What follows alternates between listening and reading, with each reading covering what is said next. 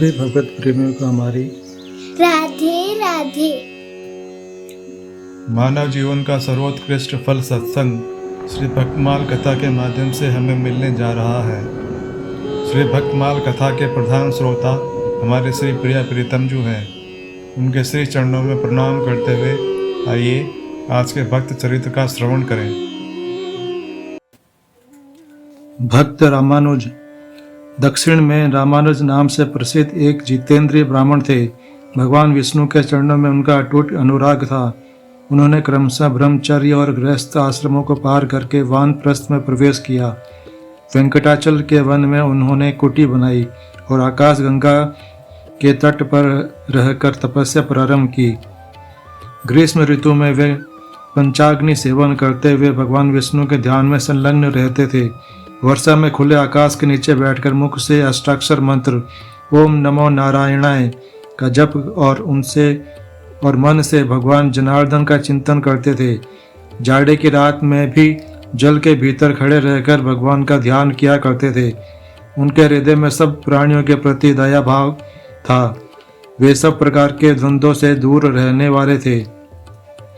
उन्होंने कितने ही वर्षों तक सूखे पत्ते खाकर निर्वाह किया। कुछ काल तक जल के आहार पर ही जीवन यापन किया और कितने ही वर्षों तक वे केवल वायु पीकर रहे।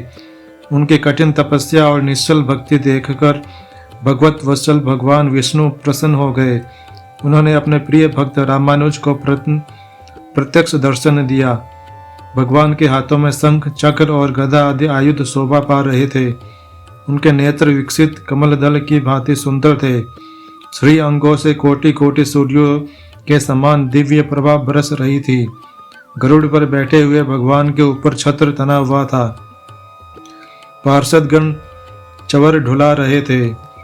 दिव्य हार, भुजबंद, मुकुट और कंकन आदि आभूषण भगवान के अंगों का सुखद संग पाकर स्वयं विभूषित हो रहे थे। विश्वक्सेन, सुनंदादि पार्षद उन्हें सब ओर से घेर कर खड़े थे। नारद आदि देवर्षि वीणा आदि बजाकर भगवान की महिमा का गान कर रहे थे। उनके कटी भाग में पीताम्बर शोभा पा रहा था।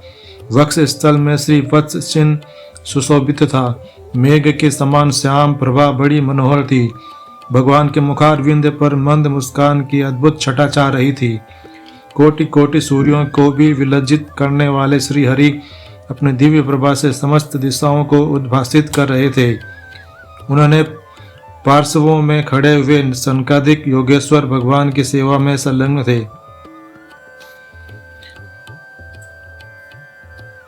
दोनों पार्श्वों में खड़े हुए सनकादिक योगेश्वर भगवान की सेवा में संलग्न थे। भगवान की यह अनुपम अदृष्टपूर्व झांकी देखकर रामानुज निहाल हो गए। भगवत वत्सल प्रभु ने अपने चारों बाहों से पकड़कर उन्हें हृदय से लगा लिया और प्रेम पूर्वक कहा, महामुने, तुम कोई वर मांगो। मैं तुम्हारी प्रेम भक्ति और तपस्या से बहुत प्रसन्न हूँ। रामानुज ने कहा, नारायण नारायण रमानाथ। रामानुज ने कहा, नारायण रमानाथ श्रीनिवास जग जन्मे जनार्दन, आपको नमस्कार है। गोविंद नरकांतक वेंकटाचल शिरोमणे, मैं आपके दर्शन से ही कृतार्थ हो गया। आप धर्म के रक्षक हैं। ब्रह्मा जी और महादेव जी भी जिन्हें यथार्थ रूप से नहीं जानते, दोनों वेदों को भी जिनका ज्ञान नहीं हो पाता, वे ही परमात्मा आप आज मेरे समक्ष आकर मुझे अपने दर्शन से कृतार्थ कर रहे हैं। इससे बढ़कर और कौन सा वरदान हो सकता है। प्रभु, मैं तो इतने से ही कृतकृत्य हो गया हूँ। फिर भी आपकी आज्ञा का पालन करने के लिए मैं यहीं पर वर मांगता हूँ कि आपके युगल चरणार विंदों में मेरी अविचल भक्ति बनी रहे। श्री भगवान ने कहा, एवं अस्तु, मुझ में तुम्हारी दृढ़ भक्ति होगी। प्रारब्ध के अनुसार जब इस शरीर का अंत होगा तब तुम्हें मेरे स्वरूप की प्राप्ति होगी। प्रभु का यह वरदान पाकर रामानुज धन्य धन्य हो गए। उन्होंने बड़ी विनय के साथ भगवान से कहा, प्रभु, आपके भक्तों के लक्षण क्या है? किस कर्म से उनकी पहचान होती है? यह मैं सुनना चाहता हूँ। भगवान वेंकटेश ने कहा, जो समस्त प्राणियों के हितैषी हैं, जिनमें दूसरों के दोष देखने का स्वभाव नहीं है, जो किसी से भी डाह नहीं रखते, और ज्ञानी निष्प्रह तथा शांत चित्त हैं, वे श्रेष्ठ भगवत भक्त हैं, जो मन, वाणी और क्रिया द्वारा दूसरों को पीड़ा नहीं देते और जिनमें संग्रह करने का स्वभाव नहीं है। उत्तम कथा श्रवण करने में जिनकी सात्विक बुद्धि संलग्न रहती है तथा जो मेरे चरणार विंदों के भक्त हैं, जो उत्तम मानव माता पिता की सेवा करते हैं, देव पूजा में तत्पर रहते हैं, जो भगवत पूजन के कार्य में सहायक होते हैं और पूजा होती देखकर मन में आनंद मानते हैं, वे भगवत भक्तों में सर्वश्रेष्ठ हैं। जो ब्रह्मचारियों और सन्यासियों की सेवा करते हैं तथा दूसरों की निंदा कभी नहीं करते, जो श्रेष्ठ मनुष्य सबके लिए हितकारक वचन बोलते हैं और जो लोक में सद्गुणों के ग्राहक हैं, वे उत्तम भागवत भक्त हैं। जो सब प्राणियों को अपने समान देखते हैं तथा शत्रु और मित्र में संभाव रखते हैं, जो धर्मशास्त्र के वक्ता और सत्यवादी हैं और जो वैसे पुरुषों की सेवा में रहते हैं, वे सभी उत्तम भगवत भक्त हैं। दूसरों को अभ्युदय देखकर जो प्रसन्न होते हैं तथा भगवत नामों का कीर्तन करते रहते हैं, जो भगवान के नामों का अभिनंदन करते हैं, उन्हें सुनकर अत्यंत हर्ष में भर जाते हैं और संपूर्ण अंगों से रोमांचित हो उठते हैं।